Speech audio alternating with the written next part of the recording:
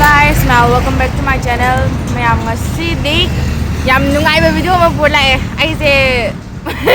pura roll abani ko sala ai je ado mayam nungai ni khale isai do surprise tawrage habdi han haido aroge ge maming do ado nungai ni khale ado makha ta na loi ba phok yeng video mayam ado duga nungai te do comment box ta thambiramo makha ta ba nungai ba video puraga lakpa ngamboi jage makha ta neng minar se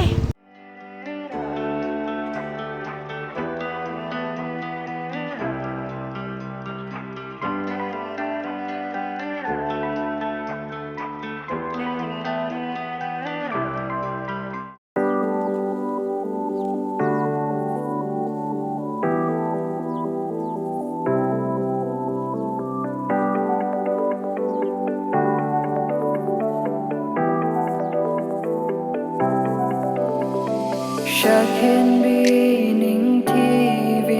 Karamba nong dam bagi kusem no Chakale ay vungau hale Changdam na vaya roi malem shida Kari shum hat yai yau vano kande Ay ki thamoy vungau hale va Ashum nung shibi nang sitadok nung diye Tham lagi nang bu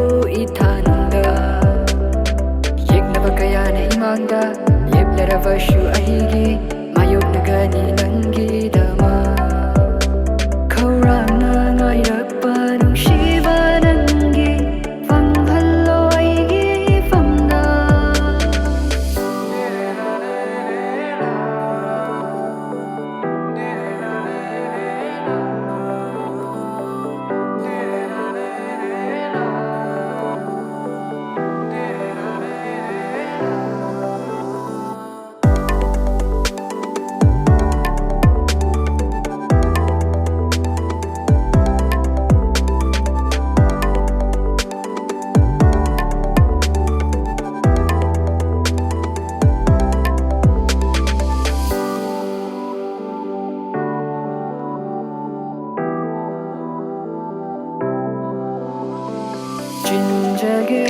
Nachom Leirang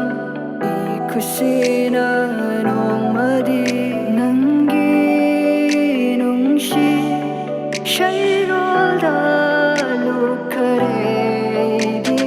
Luk chakrasa no ay di Nangi nung shi shayol sida